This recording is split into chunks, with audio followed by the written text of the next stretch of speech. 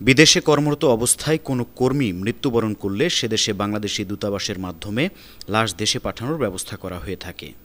মধ্যপ্রাচ্যের দেশ সৌদি আরবের বিভিন্ন প্রদেশে কাজ করছে ২০ লাখেরও বেশি বাংলাদেশি। এসব বাংলাদেশিদের কারো মৃত্যু হলে তার মরদেহ দেশে পাঠানোর জন্য নানান অসুবিধায় পড়তে হয় বাংলাদেশিদের। প্রবাসীদের এসব সমস্যার সমাধানে ও তাদের স্বাস্থ্যসেবায় এগিয়ে এসেছে সৌদি আরবের বাংলাদেশি স্বাস্থ্যসেবা প্রতিষ্ঠান মেডিনোভা মেডিকেল কমপ্লেক্স। এ বিষয়ে প্রতিষ্ঠানটির চেয়ারম্যান এইচ.এম. কেফায়েতুল্লাহ খান জানান, সৌদি আরবে কোনো প্রবাসী বাংলাদেশি মারা গেলে বিনা খরচে তার মরদেহ দেশে পাঠানো হবে।